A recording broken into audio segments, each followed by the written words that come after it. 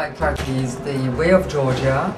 It has been created in 2006 and it took part at that time, just created at the first local elections, which in fact marked in Georgia a turning point from democracy to authoritarianism, because those elections already were manipulated very much and in fact mark the end of self-government and local independent government in Georgia. My party belongs to the organizers of the protests starting in fall of 2007. We took part to all the rallies of 2007. I was the teamer of Levan Gatschiladze for the presidential candidate. I would have been the prime minister candidate for those elections in 2008.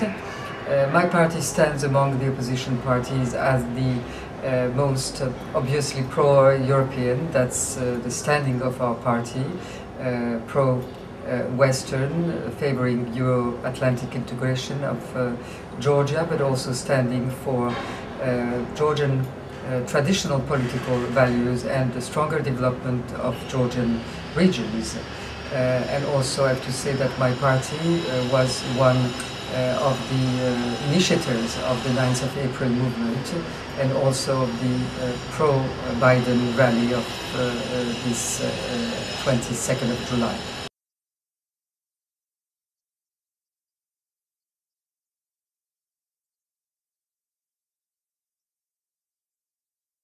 Extremely important visit for Georgia because it has reiterated the two main aspects that we were expecting from the United States. One, the support to the Georgian statehood and independence and sovereignty. The second is a support to Georgian democracy, namely to Georgian democratic institutions. At the same time, it's a very revealing visit. One has to compare it to the President Bush's visit just a couple of years ago. At that time, Georgia met freely with President Bush and was welcoming freely. Yesterday, the Georgian population that wanted to demonstrate support to the United States was not allowed to rally freely on Freedom Square, and Vice President Biden was met by tanks.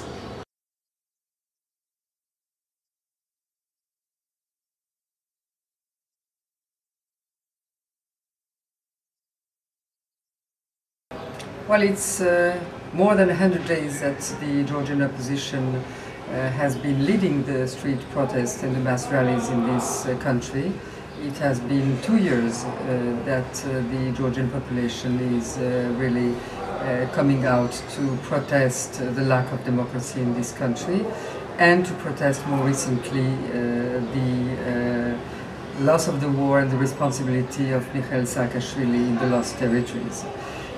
The Georgian opposition is today the representative of this protest, which will not fade away and which will probably get stronger by fall. The Georgian opposition needs a strategy that will not be just a repetition of what has happened over the past 2 years or 100 days, but that will force the Georgian leader, Saakashvili, to choose between staying a bit longer in power but allowing for real transparent elections by giving way on the power that has been usurpated by certain clans in the force ministries, or then he has to resign himself. And the Georgian opposition has to make a maximum use of both street protests, pressure directly on the authorities through a real dialogue, pressure from the international community through the financial aid that will come to Georgia next fall, that it should be monitored and it should not be allowed to go into power consolidation of Saakashvili. All of that has to be very seriously thought through by the democratic opposition parties that have to keep their identity so that Georgia doesn't go back to a one-party system. So we have the difficult task, we as democratic opposition leaders, to remain different but also to remain united in our strategy.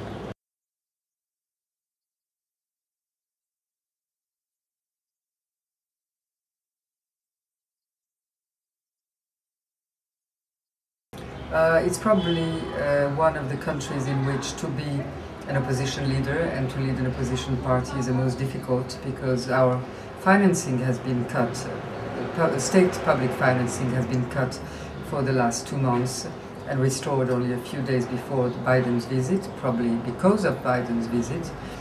We have no other financial sources. We have very difficult access to state-controlled media.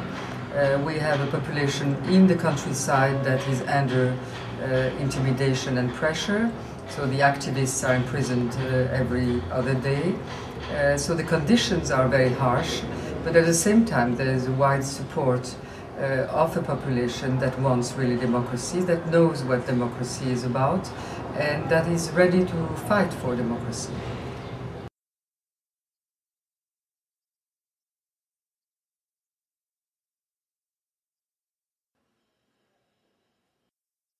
This is Democracy in Act in Georgia. This is where we find the listening devices in our head office here of my party, the Way of Georgia.